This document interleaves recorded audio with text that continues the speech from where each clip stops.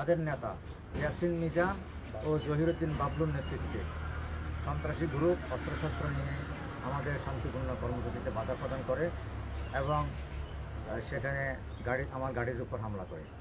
আমরা শান্তিপূর্ণ একটা সাম্য, ন্যায় ও মানবিক সমাজ প্রতিষ্ঠা করার জন্য আমাদের নেতা জনাব তারেক রহমানের যেই কার্যক্রম, সেই কার্যক্রমের মধ্যে যেহেতু আসি, আমরা উদ্ভুত সংঘাতকে আমরা এড়িয়ে চলার চেষ্টা করি এবং শেষ পর্যন্ত আমরা কোনো রকমের সংঘাত যাতে না হয় সেই জন্য কর্মসূচি ওই পর্যায়ে আমরা স্থগিত করে আমরা ওখান থেকে চলে আসি।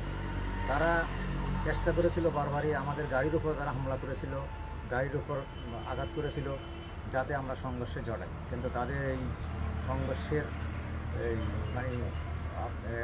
তাদের উস্কানিকে আমরা সাড়া না দিয়ে আমরা আমাদের মতো করে শান্তিপূর্ণভাবে সেই স্থান ত্যাগ করি।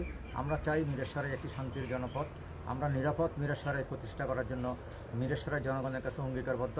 আমরা প্রথমত আমরা চেষ্টা করব সকল অপকর্ম এবং সংঘাতের মুখোমুখি তাদের উস্কানিকে এড়িয়ে চলার চেষ্টা করব। পাশাপাশি অপরাধ কর্মের সাথে যারা জড়িত তাদের বিরুদ্ধে আইনানুগ ব্যবস্থা করার জন্য আমি জোর দাবি জানাবো। আজকে প্রকাশ্যে আপনারা সাংবাদিকরাও ছিলেন, আপনাদের ভিডিও ফুটেজে হয়তো আপনারা দেখেছেন যে আপনাদের সাংবাদিকরাও সেখানে আপনাদের কর্তব্যরত কাজ করতে গিয়ে হেনস্থার শিকার হয়েছেন।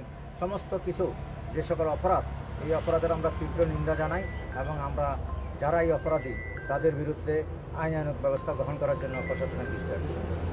সকলকে দলীয় কোনো আছে কিনা, মানে দলের কোনো দৃষ্টি আকর্ষণ করার ক্ষেত্রে এই তারিখ যে 31 দফা কর্মসূচিতে বাধা বিঘ্ন প্রদান করছে, এটাকে দল বা আপনারা কিভাবে দেখতেছেন? আমাদের দল ইতিমধ্যে যারা এই ঘটনা ঘটিয়েছে, যাদের নামে স্লোগান দিয়ে তারা ঘটনা ঘটিয়েছে, তাদেরকে দল বহিষ্কার করেছে এবং তারা এই বহিষ্কার তাদের বিভিন্ন সময় তারা বলে থাকে যে মিরেশ্বরের অন্যান্য নেতৃবৃন্দ তাদের বিরুদ্ধে কান ফোড়া দিয়ে বা ষড়যন্ত্র করে তাদেরকে বহিষ্কার করেছে। এই কথাটা সত্য নয়।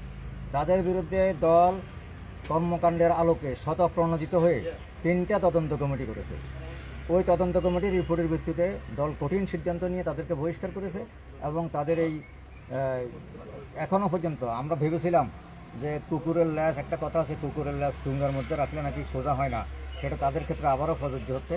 তাদেরকে বহিষ্কার করার পরও আমরা ভেবেছিলাম তারা সংশোধন হবে, পরিবর্তন হবে, কিন্তু তারা আগের মতোই যে কুকুরের ল্যাস বাঁকা সেটা তারা প্রমাণ করবে। হাইকমান্ডের কাছে কি চাচ্ছেন?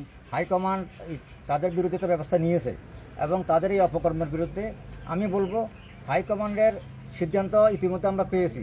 আইনানুগ ব্যবস্থা প্রশাসনের দৃষ্টি আকর্ষণ করব তাদের বিরুদ্ধে আইনানুগ ব্যবস্থা গ্রহণ করার জন্য অপরাধের বিরুদ্ধে।